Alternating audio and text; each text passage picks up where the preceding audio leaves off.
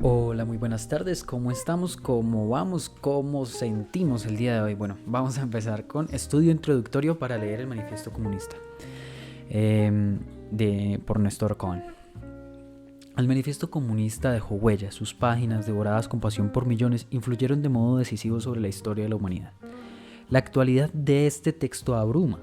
Cuando todavía no estaban de moda las palabras globalización, mundialización u otras similares, el precursor Manifiesto Comunista aportó una visión totalizante de la sociedad capitalista y de su historia. En esa época no existían internet, ni televisión, ni la radio. Partida de nacimiento, acta de acusación, declaración de guerra. El Manifiesto Comunista condensa todo eso y mucho más. Aunque la autoría es compartida con Federico Engels, 1820-1895, su prosa frenética y nerviosa, punzante e hiriente tiene el ritmo inconfundible de la pluma de Karl Marx. Dejando a un lado el Capital, ese cañonazo contra la burguesía, como lo definiera epistolarmente su autor, su vena polémica nunca brilló con mayor esplendor que en esta literatura de combate. No resulta casual que sus consignas recogidas a partir del contacto con grupos y sectas de obreros revolucionarios europeos preanuncien el incendio continental que explotará en la insurrección de febrero de 1848, apenas 2 semanas después de su publicación. Aquel fuego original del que Marx y Engels se nutrieron y que contribuyen a expandir no quedó reducido al suelo de Europa. Poco tiempo después, en 1870, el Manifiesto Comunista se publicó por primera vez en América Latina en un periódico obrero mexicano. La llama prendía en otros territorios y en otros lenguajes. La teoría comenzaba a universalizarse. Desde aquel tiempo lejano hasta hoy, mucha agua ha corrido bajo el puente. Las luchas de clases y resistencias contra el capital continúan siglo y medio más tarde, mundializadas, en un grado tal que hubiera hecho temblar a aquellos luchadores internacionalistas, compañeros de Marx. La explosión del mundo de las comunicaciones y la expansión generalizada del capital, de sus relaciones sociales, su ideología, su cultura y sus mercados, han convertido al planeta entero en un botín de guerra. Una inmensa despensa lista para ser expoliada y subsumida en unas hambrientas fauces. Como contrapartida, la resistencia anticapitalista también ha asumido un carácter internacional y globalizado. El Manifiesto Comunista en el pensamiento de Marx. Gestación histórica. Cuando el zapatero Heinrich Bauer, el relojero Joseph Moll, 1812-1849, y el militante comunista Karl Schapper, 1812-1870, le encargaron a Marx la redacción de un manifiesto que sintetizara los debates de la Liga de los Justos y la Liga de los Comunistas, no se equivocaron. Marx tenía experiencia en este género discursivo. Pocos años antes había redactado otro manifiesto, mucho menos conocido. Aquel primero no era un manifiesto clásico, estrictamente de partido, aunque incluyera varias sentencias y posicionamientos políticos. Consistía más bien en un manifiesto filosófico. Condensaba un primer balance de los debates que había mantenido el joven periodista Marx con sus amigos liberales y radicales de Berlín, George Gottlob Jung, 1814-1886, Dagobert Oppenheim, 1809-1889, y Bruno Bauer, 1809-1882, entre otros. Se trataba de la introducción a la crítica de la filosofía del derecho de Hegel, redactada entre 1843 y 1844 y publicada en el primer y único número de los Anales franco-alemanes, en febrero de 1844, una publicación dirigida por Arnold Ruch, 1802-1880, y el mismísimo Marx. A diferencia del Manifiesto Comunista, la tonalidad general que adopta aquel documento previo era centralmente filosófica. Ambos manifiestos comparten el estilo taxativo de sus afirmaciones, tan característico de este género discursivo. Además, adoptan al unísono, y esta será una nota distintiva del método marxiano, la crítica contra toda especulación, es decir, contra toda teoría no fundamentada en el análisis de la realidad. Un mismo cuestionamiento que, si en la introducción de 1843 a 44 atacara preferiblemente la filosofía especulativa del derecho, tanto del señor Hegel, 1870 a 1831, como de sus discípulos en el Manifiesto Comunista, centrará esos mismos disparos contra el llamado socialismo verdadero de Karl Grün, 1817-1887. Este no fue el único punto en común. El ampliado arco de paralelismo entre ambos textos, entre los que medían menos de 5 años, resulta sorprendente. En primer lugar, el sujeto de la revolución anhelada es en ambos casos el proletariado, la clase obrera. No obstante esa coincidencia, los fundamentos son diversos. Si en 1843 a 44 la razón de esa elección residía en que el proletariado resumía las carencias, las pérdidas y los sufrimientos de la sociedad capitalista, en 1848 la argumentación se desplaza hacia el terreno de la lucha y la confrontación entre las clases, tanto en el ámbito político como en el de las relaciones de producción. Los trabajadores son ahora el centro, no porque sufran o carezcan de todo, sino por su lugar en el conflicto de clases y en la producción de mercancías. En segundo lugar, en 1843-44, la clave del triunfo de este sujeto social se depositaba en la alianza entre filosofía y proletariado, entre intelectuales y clase obrera, la condición imprescindible para que la teoría se convierta en un poder material pretendiendo en las masas. La filosofía tenía, según este Marx juvenil, su sede en Alemania, la clase obrera en Francia. El reclamo a favor de esta alianza se mantiene modificada en 1847-48, cuando Marx plantea que el comunismo crítico debe unirse como un solo haz con la clase obrera internacional. En tercer lugar, el programa y la estrategia anticapitalista parten en ambos casos de una distinción esencial entre dos modalidades diferenciadas de transformaciones sociales. Un tipo es el de la revolución meramente política, que solo toca la esfera estatal. El otro es el de la revolución comunista, que abarca también a la sociedad civil. El ejemplo paradigmático del primer tipo de revolución que Marx adopta como modelo y arquetipo es la francesa de 1789. A esa revolución, en 1843-44, la denomina emancipación parcial o meramente política, mientras que en 1848 la nombra lisa y llanamente como revolución burguesa. El segundo tipo de revolución que emerge del análisis, aquella por la cual deberían luchar los trabajadores, es denominada en 43-44 revolución radical o emancipación humana general. En 1848, en cambio, será caracterizada como derrocamiento violento de la burguesía por el proletariado. Resulta notorio que este paralelismo entre ambos manifiestos, el filosófico y el político, haya pasado desapercibido para las lecturas tradicionales del marxismo. Sin embargo, ambos no son completamente homologables. En la corta distancia que separa a 1843 de 48, en la vida personal e intelectual de Marx se sucedieron vertiginosos acontecimientos. El principal es el encuentro político con el proletariado, que se produjo cuando Marx abandona su atrasada Alemania y marcha hacia Bruselas y París. En esos años febriles que median entre la introducción a la crítica de la filosofía del derecho de Hegel y el manifiesto comunista, Marx deja de ser un periodista radical y se transforma en un organizador del movimiento obrero, sin abandonar jamás la filosofía. Entre otros trabajos, en esos años, Marx elabora el núcleo central de su filosofía centrada en la actividad humana de transformación, es decir, en la praxis. Son las célebres tesis sobre Feuerbach de 1845.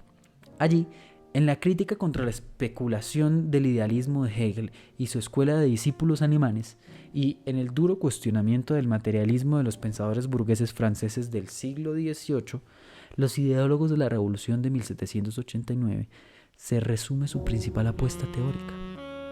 A la filosofía idealista alemana le critica su incapacidad para analizar la actividad humana de transformación en sus aspectos sociales. El materialismo francés le cuestiona su dificultad para visualizar el papel activo que los sujetos juegan en la sociedad. Esos dos acontecimientos, el vínculo con el movimiento obrero y la elaboración de aquellas tesis filosóficas, constituyen razones más que suficientes para subrayar, junto al innegable paralelismo entre los dos manifiestos, las condiciones específicas que le otorgan el manifiesto comunista su innegable originalidad. La cocina de la redacción. No se puede comprender el manifiesto comunista sin atender a la compleja vinculación de Marx con el movimiento obrero de su época, particularmente con las organizaciones de revolucionarios comunistas que ya existían en aquel momento. Marx no extrae la idea del comunismo de la galera, como si fuera un mago, no. Él mismo reconoce en su manifiesto que las tesis teóricas de los comunistas no se basan en modo alguno en ideas y principios inventados o descubiertos por tal o cual reformador del mundo. No son sino la expresión del conjunto de las condiciones reales de una lucha de clases existente, de un movimiento histórico que se está desarrollando ante nuestros ojos. Ese reconocimiento no era una declaración demagógica. Como acota uno de sus principales biógrafos,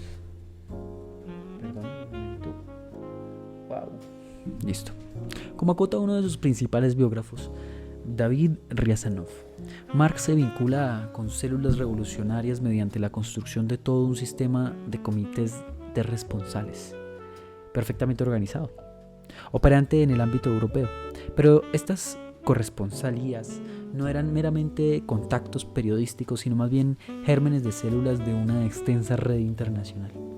En esa organización se dio una intensa lucha de fracciones. Marx y su compañero Engels entablaron una aguda lucha teórica enfrentando diversas concepciones, entre otras las del sastre revolucionario Guillermo Weitling, defensor del comunismo igualitario utópico, las de Karl Grohn, partidario del socialismo verdadero, así como también las del comunismo filosófico de Moses Hess.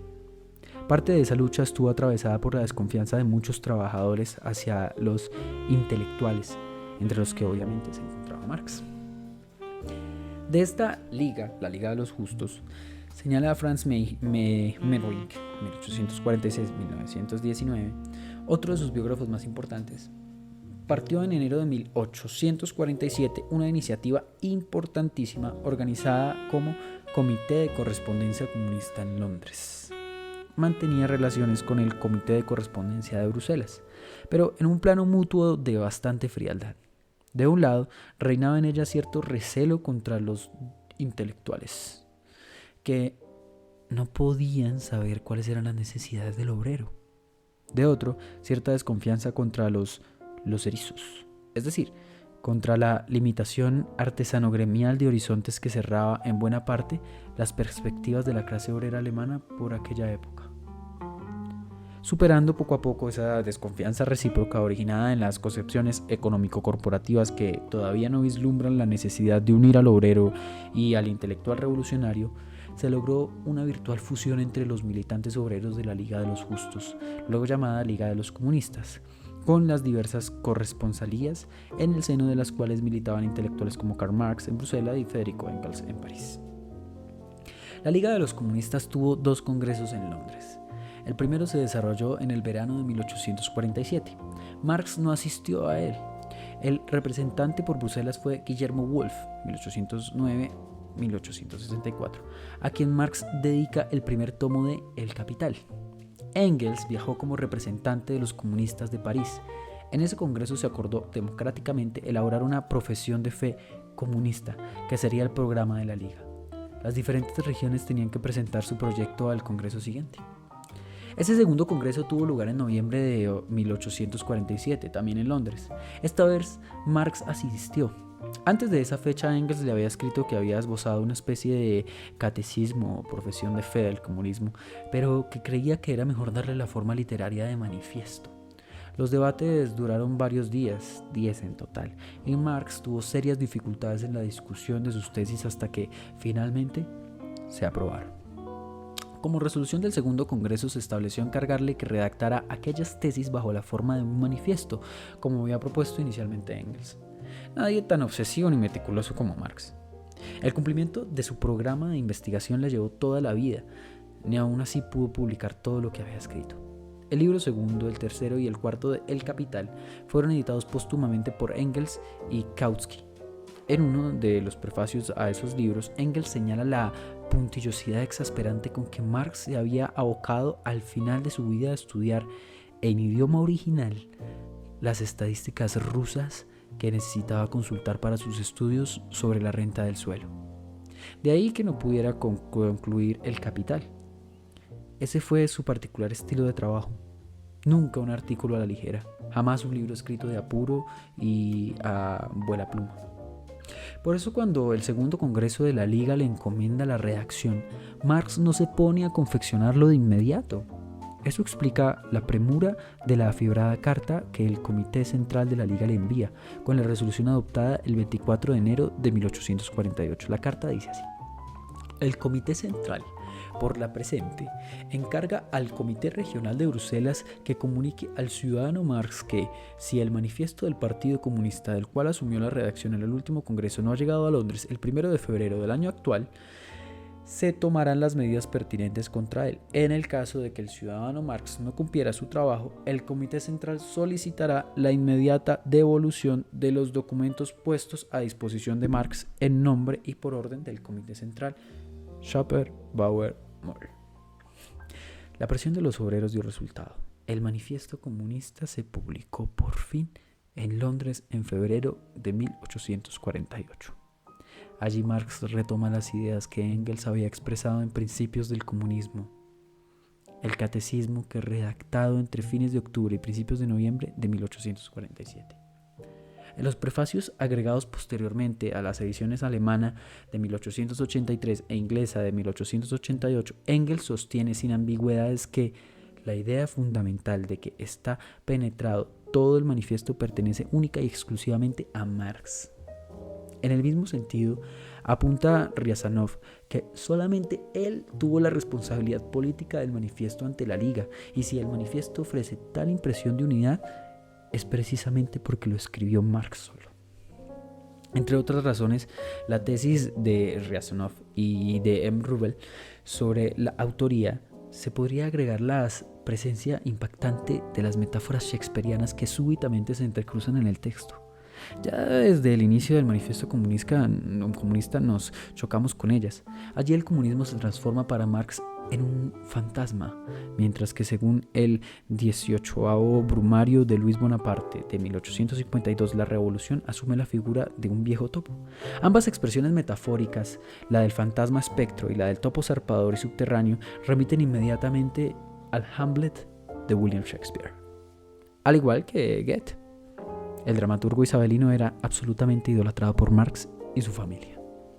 La utilización reiterada de ese tipo de metáforas, como ya se lo había hecho notar en su juventud su profesor Wittenbach, quien le reprochaba la búsqueda exagerada de expresiones insólitas y pintorescas, marcará a fuego el estilo literario personal de Marx, un estilo notablemente diferente al de Engels, mucho más conciso y apretado, como puede comprobarse al comparar el pulso y el ritmo de la redacción del libro primero de El Capital con el que los dos siguientes tomos, cuyas ideas también pertenecen a Marx, pero esta vez tamizadas a través de la pluma de Engels. En cuanto a su estructura interna, el manifiesto comunista se articula según la siguiente disposición argumental: una introducción, ataque, una recapitulación histórica, el análisis de la situación, la polémica con otras posiciones y, finalmente, un programa. No solo por el contenido, sino también por esta estructura formal del discurso político, el manifiesto comunista hará escuela. En cuanto a su contenido, salta a primera vista que sus tesis son numerosas. Por razones de espacio solo discutiremos aquí algunas de ellas. Nuestro recorte no es arbitrario ni caprichoso. Por un lado, centraremos nuestra mirada en las tesis más polémicas, aquellas que fueron centrales para la historia posterior del marxismo y el socialismo. A su vez, de todas ellas destacaremos las que generan mayores equívocos, fundamentalmente porque se adoptaron e interpretaron como verdades eternas en sí mismas, desligándolas de otras producciones de Marx no menos relevantes. Por ejemplo, el 18º Brumario de Luis Bonaparte, El Capital, o su correspondencia con los populistas rusos. Por otro lado, priorizaremos la discusión de aquellas tesis que estuvieron más ligadas al encuentro y desencuentro de Marx con el tercer mundo y particularmente con América Latina. Finalmente, Destacaremos los que a nuestro parecer constituyen los principales aportes de este documento histórico. Discutiendo algunos equívocos. ¿Solamente dos clases sociales? Uno de los más grandes equívocos que resultó de aislar al manifiesto comunista de toda la producción intelectual y política de Marx consiste en la reducción de su análisis del conflicto social contemporáneo a solo dos contendientes, la burguesía y el proletariado, ambos concebidos como clases puras, homogéneas y compactas. Esto sucedió porque, efectivamente, en el manifiesto comunista, el coro teatral de la tragedia de la humanidad se reduce a una dramatización con dos únicos héroes. En palabras del mismo Marx, nuestra época, la época de la burguesía, se distingue, sin embargo, por haber simplificado las contradicciones de clase. Toda la sociedad va dividiéndose cada vez más en dos grandes campos enemigos, las dos grandes clases que se enfrentan directamente, la burguesía y el proletariado. Idéntico equívoco arrasó también la lectura del libro El Capital, cuando a partir de él se asimiló ese modelo plano y homogéneo de enfrentamientos horizontales a los que los vendedores y compradores de fuerza de trabajo, la capacidad humana de trabajar. Esa confusión tiene su origen en una escandalosa incompresión del método dialéctico, el método utilizado por Marx. Cuando Marx plantea en El Capital solo dos clases sociales, está partiendo de un supuesto metodológico, siguiendo la metodología empleada por Hegel en su Ciencia de la Lógica. Marx elige comenzar la exposición de El Capital por lo más genérico, indeterminado y por lo tanto abstracto, la mercancía. Luego, después de varios pasos intermedios, llega a explicar el capital. Ambos, mercancía y capital, son analizados en general, sin mayores especificaciones, sin nombre ni apellido. Comenzando con ese punto de partida genérico, Marx continúa su libro ascendiendo hacia lo más informado, lo más determinado y lo más particularizado, en suma, lo más concreto. El método dialéctico parte de lo abstracto para encaminarse hacia lo concreto. Ese es uno de sus grandes supuestos en el primer libro de El Capital. Otros supuestos allí operantes son, por ejemplo, que la fuerza de trabajo, la capacidad humana de trabajar, se paga en el mercado por su valor, o que el Estado no interviene en el establecimiento del contrato de la compraventa de la fuerza de trabajo, el contrato salarial, ni tampoco en el establecimiento del papel moneda, etcétera, etcétera. Todos estos supuestos que Marx elige aceptar ex profeso no se cumplen en ninguna sociedad capitalista particular. Marx lo sabe, pero elige hacer como si se cumplieran para poder explicar en forma más clara su tema. Sin embargo, en los demás libros que continúan El Capital, la clase explotadora y su fuente de vida, el plusvalor, el trabajo impago, se fracciona en varios segmentos. Marx nos habla allí de la burguesía comercial, la burguesía industrial, la burguesía terrateniente, la burguesía financiera. A cada una de ellas les corresponden respectivamente la ganancia comercial, la ganancia industrial, la renta del suelo, el interés bancario. Eso demuestra que Marx sabe perfectamente que en la sociedad capitalista existen múltiples sujetos sociales, pero para poder mostrar el corazón de un sistema social tan complejo decide pintar un cuadro del capitalismo solo con las líneas más simples.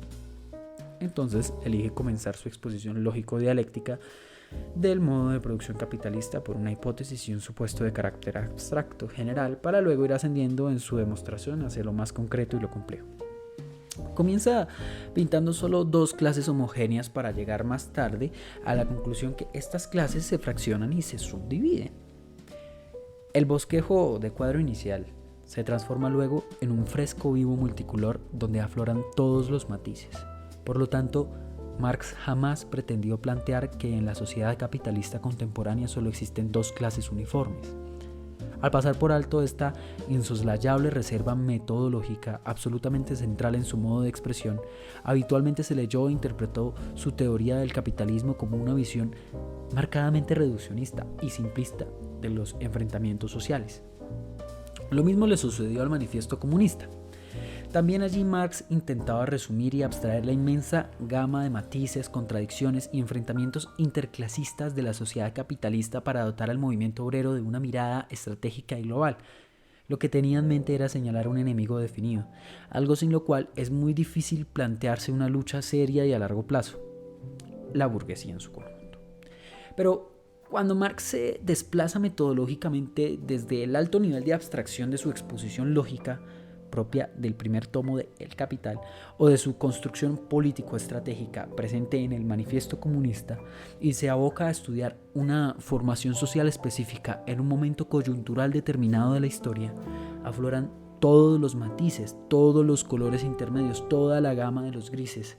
Su mirada se vuelve irremediablemente transversal. Estos últimos ejemplos se encuentran principalmente en sus ensayos de sociología política histórica escritos entre el 48 y 52 y también entre el 70 y el 71.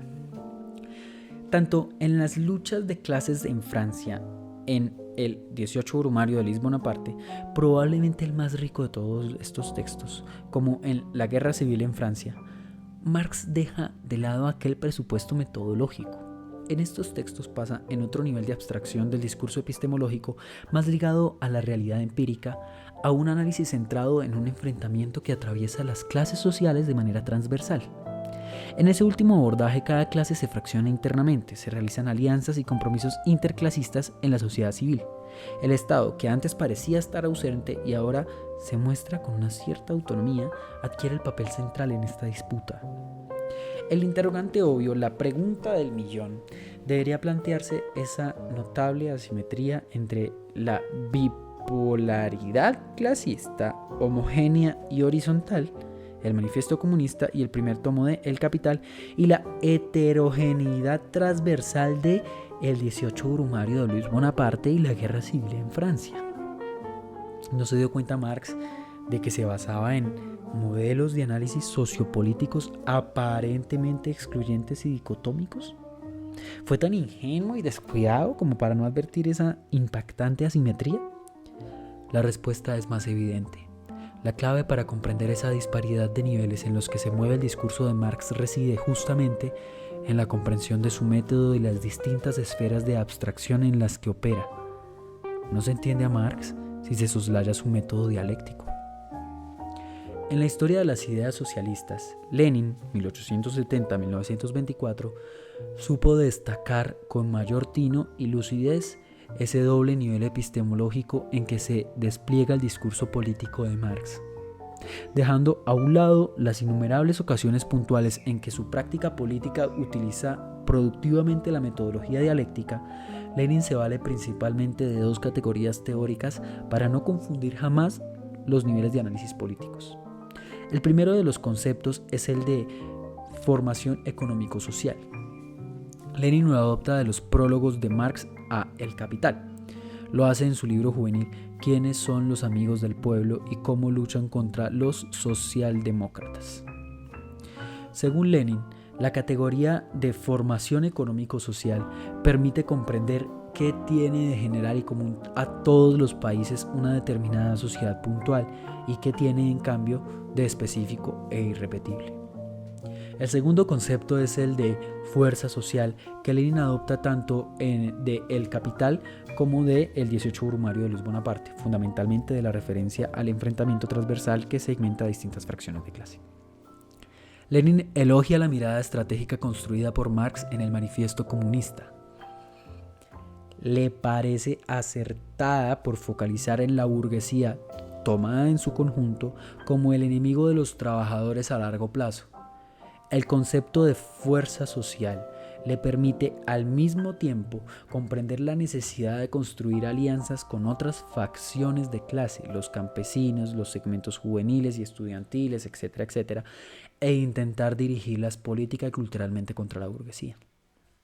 La categoría de fuerza social construida por Lenin, que Antonio Gramsci, 1891-1937, reelaborará con su concepto de bloque histórico, excede la mera erudición libresca.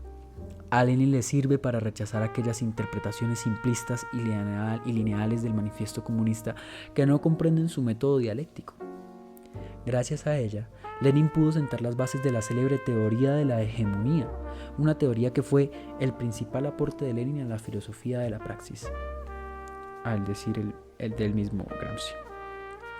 Estas aclaraciones sobre el esquema de clases bipolar en el que se mueve el discurso del manifiesto comunista son imprescindibles para poder comprenderlo a fondo.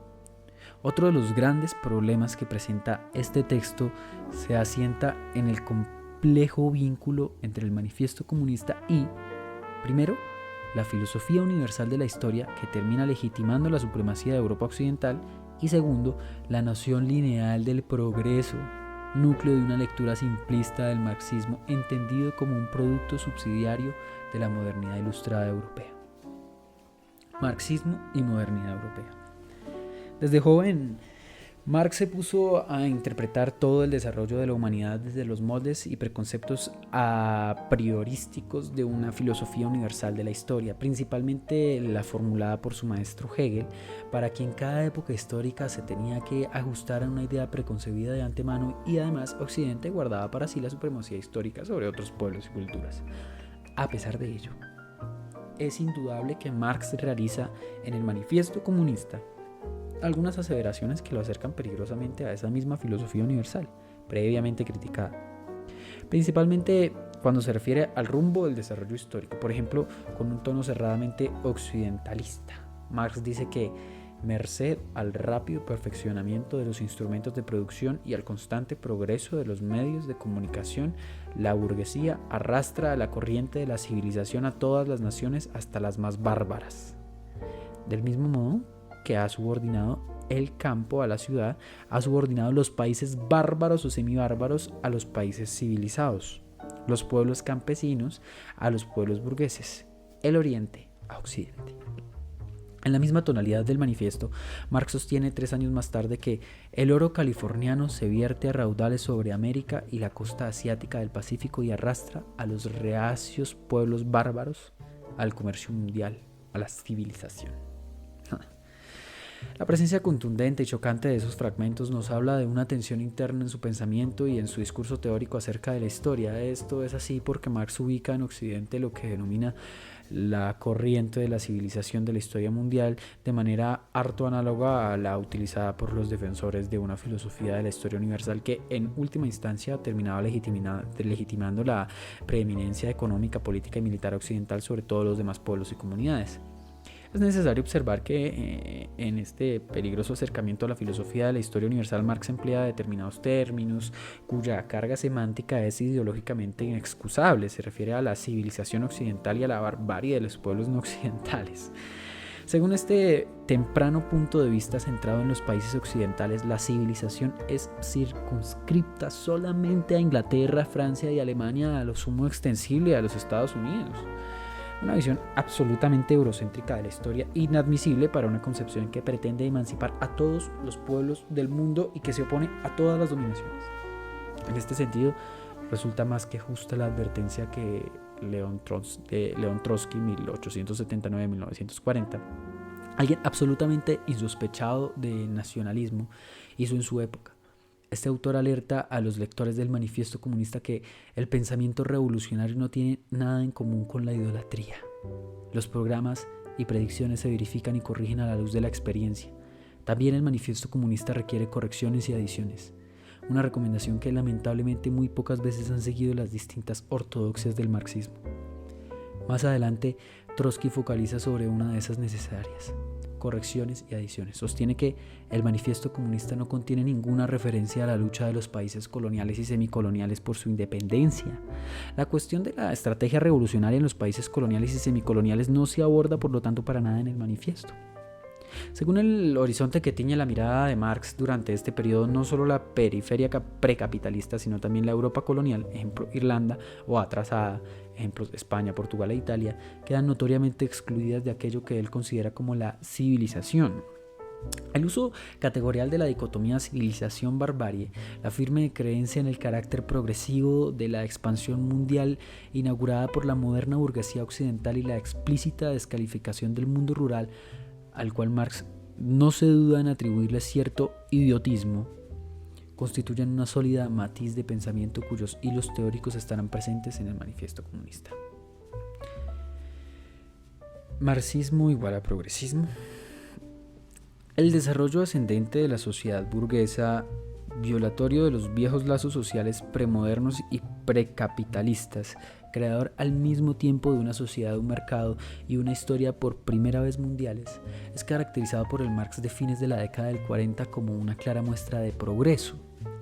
En este marco puede entenderse la célebre, provocativa y polémica afirmación del Manifiesto Comunista según la cual los obreros no tienen patria, aunque a continuación Marx matiza la idea sosteniendo que no se les puede arrebatar lo que no poseen, mas cuanto el proletariado debe en primer lugar conquistar el poder político, elevarse a la condición de clase nacional, constituirse en nación, todavía es nacional, aunque de ninguna manera en sentido burgués. Según el ángulo predominante durante esos años, impregnado de núcleos claramente deudores de la modernidad europea, el impulso burgués provoca el surgimiento de un nuevo tipo de sociedad sin valores trascendentes.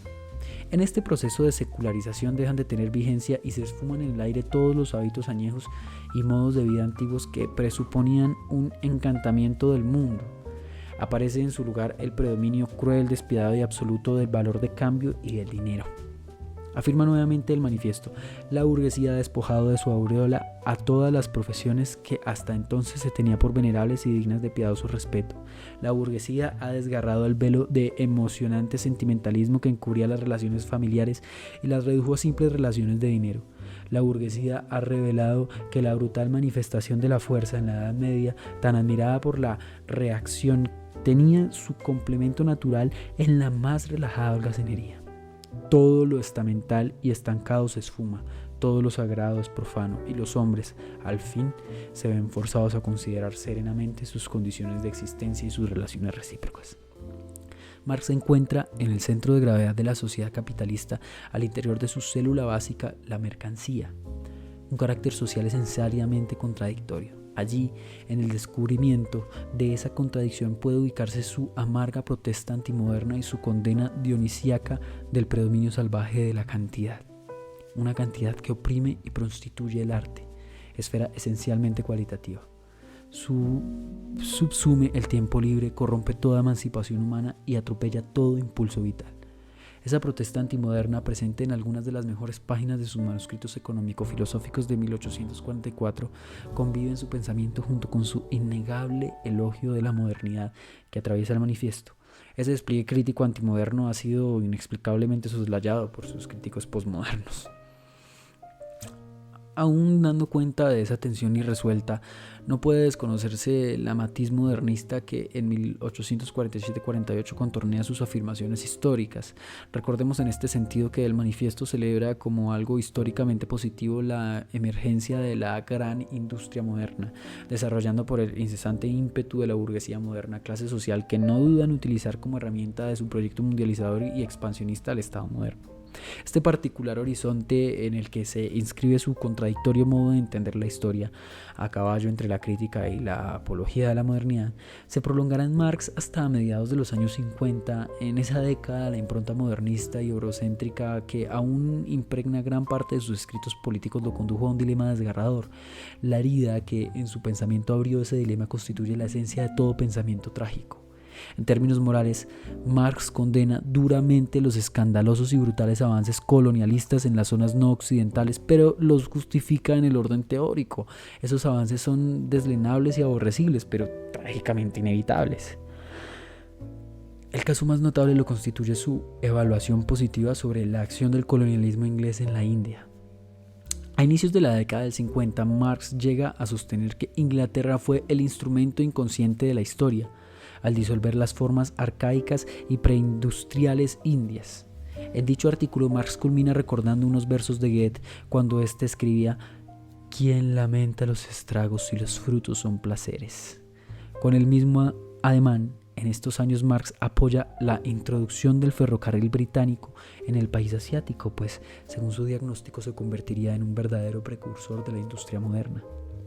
De alguna manera, en ese momento Marx tenía como presupuesto implícito la creencia de que esas mutaciones de orden social interno indio eran algo así como el preludio de una repetición mecánica ahora en el trapacio de la periferia del sistema mundial, de los mismos estadios del desarrollo industrial por los cuales había transitado Inglaterra y los países capitalistas más desarrollados.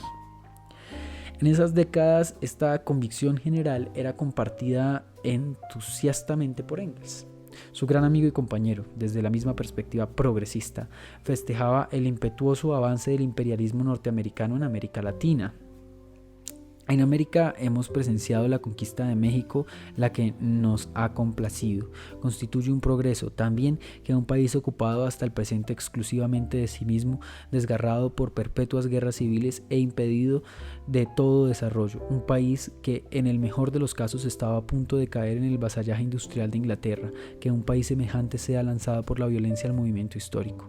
Es en interés de su propio desarrollo que México estará en el futuro bajo la tutela de los Estados Unidos. Sin pudor, Engels se preguntaba un año más tarde, ¿o acaso es una desgracia que la magnífica California haya sido arrancada de los perezosos mexicanos que no sabían qué hacer con ella? Afirmaciones impactantes, si las hay. A partir de ese momento, el inquieto pensamiento de Marx en Engels la cuestión es mucho más compleja. Sufrirá una completa y rigurosa revisión. En nuestra opinión, esa revisión alcanza la profundidad de un viraje y de un auténtico cambio de paradigma. Marx no solo revisa una que otra afirmación discutible de su juventud, sino que modifica el conjunto de problemáticas, núcleos, categorías y focos de interés que articulaban su concepción de la historia. Optimismo racionalista o crítica del fetichismo. Uno de los ejes privilegiados de ese viraje está emparentado con la crítica o apología de la modernidad. En Marx existe al respecto una fuerte tensión entre dos direcciones teóricas. La primera, heredera de la ilustración racionalista optimista, proclive al evolucionismo progresista y secretamente admiradora de la sociedad moderna, encuentra en el Manifiesto Comunista su más alta y genial expresión. Progresismo, optimismo evolutivo, muchas veces eurocentrismo, son los principales rasgos de aquella tendencia perteneciente a un Marx claramente deudor de la modernidad, un Marx que tácitamente deposita en el capitalismo europeo occidental y en su tendencia a expansión imperialista la esperanza de una potencial emancipación humana universal. Según este esquema, el capitalismo traería posibilidad de emancipación porque permitiría el nacimiento y la irrupción de sus sepultureros modernos, los proletarios, sepultureros que en esa etapa de su pensamiento se ubican en el centro del mundo, Europa occidental. A finales de 1847, en los círculos comunistas europeos, la inminencia de la revolución impulsaba a considerar al capitalismo como una sociedad que permitía al fin la destrucción continuada de aureolas y de sentimentalismo patriarcal medieval. Habría en ese modo la comprensión racional, clara y distinta, como pedía René Descartes, de los sujetos y los lazos sociales. El optimismo del Manifiesto Comunista respiraba el aire de la época, el corazón de Marx palpitaba agitadamente al ritmo de la insurrección. Pero en 1867, 20 años más tarde, fracasada en toda Europa la revolución esperada, esta caracterización sufría un giro rotundo en los escritos de Marx. Se transformarán no solo los límites externos de la teoría, sino también sus núcleos centrales.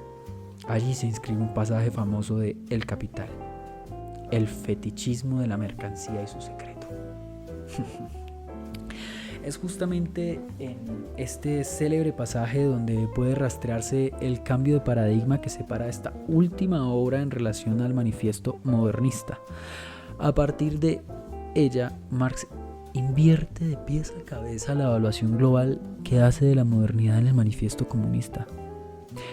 A fines de 1847 y principios del 48, Marx considera que lo que separa el capitalismo de los modos de producción anteriores es la posibilidad de que aquel abre para poder comprender sin obstáculos directa y racionalmente el carácter de los nexos sociales. A partir de 1867 argumenta, en cambio, que lo que distingue a los tipos de sociedad anteriores en relación al capitalismo moderno es que mientras en los primeros las relaciones de dependencia y dominio se mostraban diáfanas, en el último todo aparece ante la conciencia invertido, reificado, fetichizado y cosificado. Según el Marx del Manifiesto, El capitalismo descorre los velos ideológicos para dejar pasar los rayos y las luces de la razón. Según la teoría del fetichismo en 1867, estos velos, en lugar de ser rotos, se refractan y restauran en otro ámbito. Lo que en el manifiesto comunista es enfáticamente explicado a partir de una matriz racionalista como un proceso moderno de desacralización y secularización y una negación del mundo religioso precapitalista. En El Capital es pensado como un desplazamiento. Las aureolas y los velos del encantamiento religioso se trasladan al reino del mercado. En lugar de las iglesias medievales, los nuevos velos están en la renta, el interés, el capital, el dinero, los valores mercantiles y las mercancías. El capitalismo no elimina la opacidad ni los obstáculos para una comprensión clara y distinta ni profana, hasta tal punto lo sagrado dando origen a un total nihilismo axiológico. Por el contrario, reencarna el mundo y reinstala las aureolas de santidad, ya no en la órbita de las iglesias, sino en el mercado de valores. ¿Dónde hay más fetichismo? ¿En las catedrales o en los shoppings? Paradójicamente, en su madurez, el moderno Marx considera que la modernidad capitalista ya no es el espacio social privilegiado del progreso y feliz evolución que había soñado en el manifiesto comunista. Su caracterización se radicaliza en un sentido crítico y hasta pesimista al punto de pegar un salto en relación a 1847-48. Consecuente con este nuevo paradigma, en otros escritos de la misma época, Marx pondrá en discusión la supuesta progresividad y necesidad de la expansión mundial de la burguesía europea hacia el mundo colonial. Las colonias y las nuevas naciones ingresan desde ese momento por la puerta grande de la racionalidad histórica. Principales aportes del manifiesto comunista. El humanismo revolucionario. A pesar de las precedentes observaciones críticas sobre el manifiesto comunista, al mismo tiempo no se puede dejar de reconocer que este documento político ha contribuido enormemente a la tradición revolucionaria de los oprimidos. En primer lugar, hay que destacar el carácter marcadamente clasista que, a partir del manifiesto comunista, adopta el humanismo revolucionario de Marx. En el Marx maduro, su humanismo no desaparece, como postuló ingenuamente la escuela encabezada por Louis Althusser en los años 60. Sin embargo, a partir del manifiesto se alianza entre filosofía y proletariado. La alianza entre filosofía y proletariado, entre humanismo y revolución, se estructura sobre una constelación irreversiblemente clasista. Esta es la razón por la que en los debates con los miembros de Fraternal Democrats, organización de la cual formaba parte la Liga de los Comunistas, Marx propone con notable poder de persuasión, por cierto, cambiar la consigna. Todos los hombres son hermanos, por la hoy más célebre proletarios de todos los países unidos. No es casual que el manifiesto comunista se cierre con esta última. En ella, el tono proclama de este texto alcanza su verdadero clímax. A partir de ese momento, el humanismo policlasista y ahistórico en 1847-48, representado en Alemania por la corriente del socialismo verdadero de Karl Grün, pierde políticamente su sustento. En Marx ya lo había perdido filosóficamente con las tesis sobre Feuerbach, pero en 1848 ese historicismo filosófico centrado en la praxis asume y se prolonga en una intervención política de clase. La lucha de clases como eje metodológico. Las interpretaciones del manifiesto comunista en clave evolucionista, entendido como una doctrina que prescribía el paso de todas las sociedades por las mismas etapas de desarrollo, pasaron olímpicamente por alto el núcleo metodológico central de ese texto. Ese núcleo de fuego ubica en la lucha de clases la clave de bóveda de la concepción de la historia.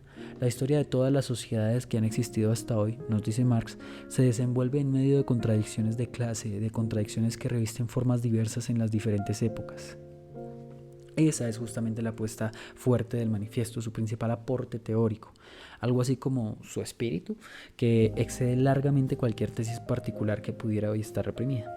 Sin embargo, la existencia de la lucha de clases no fue descubrimiento original y personal de Marx. Lo que él hizo fue sistematizarlo y elevarlo a criterio metodológico general para interpretar toda la historia. En una carta de Joseph Weidermeyer, 1818-1866, fechada el 5 de marzo de 1852, Marx apunta que sus descubrimientos sociológicos e historiográficos se reducen apenas a tres hipótesis. Primera, que la existencia de clases solo está ligada a determinadas fases del desarrollo de la producción. Segundo, que la lucha de clases lleva necesariamente al poder absoluto del proletariado sobre la burguesía y las clases enemigas. Y tercero, que esta transición conduce a la abolición de todas las clases y hacia una sociedad sin clases. Divino, te amo, Marx. Tenía completa razón el joven Georges Lukács, 1885-1971, cuando alertaba que en cuestiones de marxismo la ortodoxia se refiere exclusivamente al método. Eso es entonces lo que queda en pie del manifiesto, precisamente el núcleo teórico centrado en la lucha de clases. El criterio metodológico de una concepción histórica donde los sujetos sociales ocupan el lugar privilegiado de la escena, un conflicto dentro del cual se inscribe la oposición objetiva de fuerzas productivas y relaciones de producción. En el manifiesto, esta oposición, que por momentos aparece como motor de la historia en el prefacio que Marx escribe en 1859 a su libro Contribución a la crítica de la economía política, se inserta dentro del universo de esta lucha donde el sujeto siempre social ocupa un lugar central. No estaban equivocados ni Antonio Labriola, 1843-1904, ni León Trotsky, cuando enfatizaban la importancia metodológica del comienzo del manifiesto. Ese núcleo metodológico es la clave para entender la historia como un proceso con final abierto y por lo cual contingente. En la misma perspectiva, Ruel agrega que ese comienzo constituye la principal hipótesis explicativa del manifiesto. Según Ruel, este documento comienza con una descripción y se va deslizando paulatinamente hacia un final que se cierra con una normativa. Se abre con lo que es y lo que fue y se dirige hacia lo que hay que hacer, hacia lo que será. Del presente y el pasado hacia el futuro. Descripción y prescripción, juicios de hecho y juicios de valor. En definitiva, ciencia y política. Este movimiento resume magistralmente el manifiesto comunista. La humanidad no marcha entonces indefectiblemente hacia el socialismo, gracias al mando ineluctable y predeterminado de las fuerzas productivas. La misma constatación es reafirmada por la Rosa Luxemburg, 1870-1919, cuando señala que el futuro tiene varias alternativas: marchar hacia el socialismo o hacia la barbarie. La resolución del conflicto y del decurso histórico depende únicamente de la lucha de clases. El Estado y el derecho. Se debe reconocer al manifiesto comunista el haber subrayado que el Estado jamás es neutral. Por lo tanto, los revolucionarios no se pueden plantear utilizarlo con otros fines, pero dejándolo intacto. Marx venía pensando este problema desde su crítica juvenil a la filosofía del derecho de Hegel, cuando le señalaba a su maestro que la esfera estatal jamás resuelve éticamente las contradicciones de la sociedad civil. Su universalidad, creía en 1843, era meramente abstracta y especulativa, nunca efectiva y real. En cambio, en el manifiesto, y luego de un modo mucho más desarrollado en el 18 Brumario, Marx acepta el carácter universal del Estado, pero circunscripto únicamente al dominio político burgués. El Estado representa al conjunto de la clase burguesa. Su dominio expresa algo así como el promedio de todas las fracciones de clase dominante. He ahí su universalidad. No hay dominio particular, sino dominio universal, común, anónimo y general, pero siempre restringido a la clase dominante.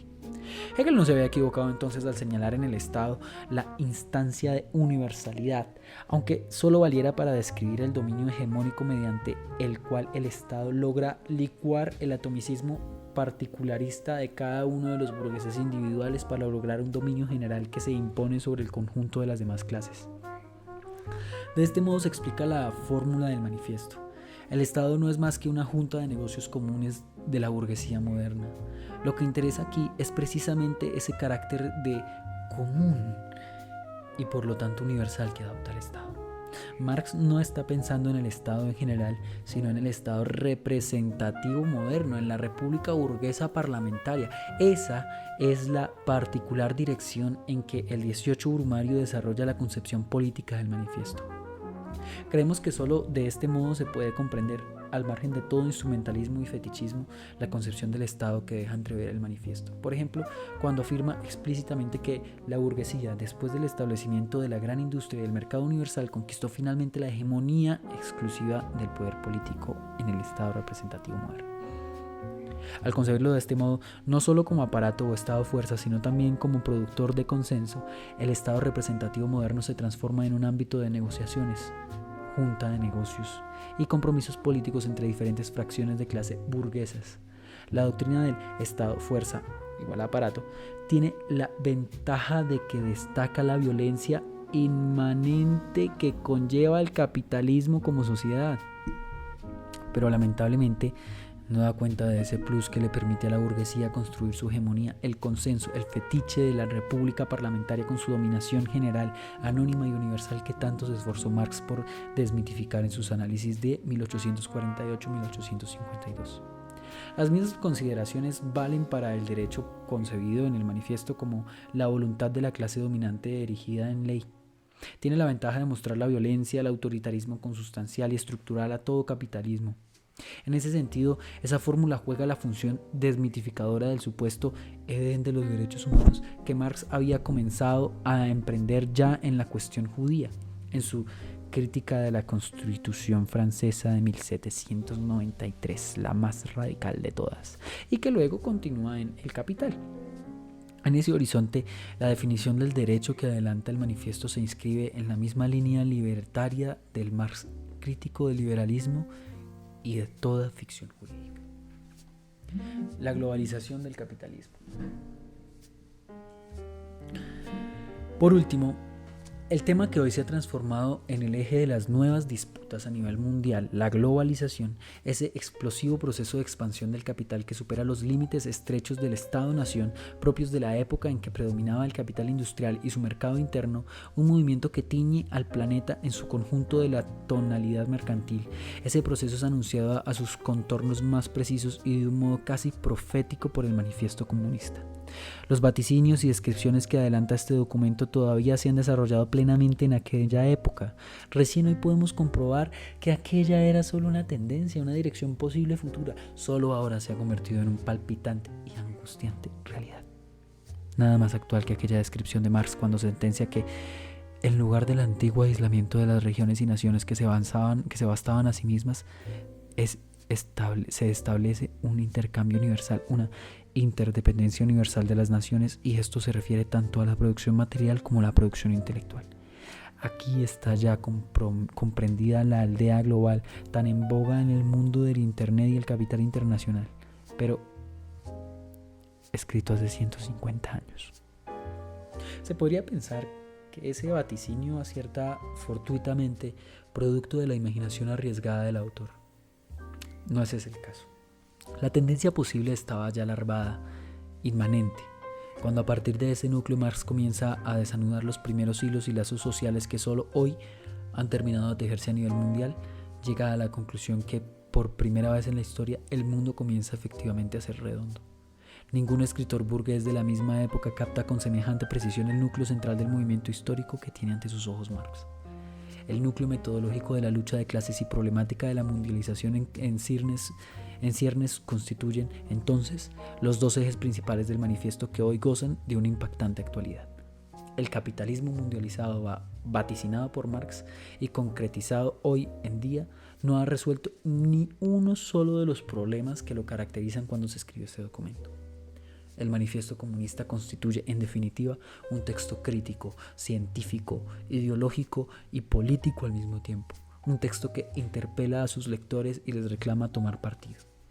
La discusión y el estudio de sus ideas resultan imprescindibles para la lucha por ese otro mundo posible que hoy se reclama a nivel mundial. Bueno, terminamos el texto de introducción como tal para ya pasar al manifiesto, pero vamos a parar ahí. Muy interesante este texto de Néstor Cohn, dilucida muy bien varios aspectos tanto de la vida de Marx como del mismo manifiesto. Bueno, pausa por hoy ahí. Muchas gracias.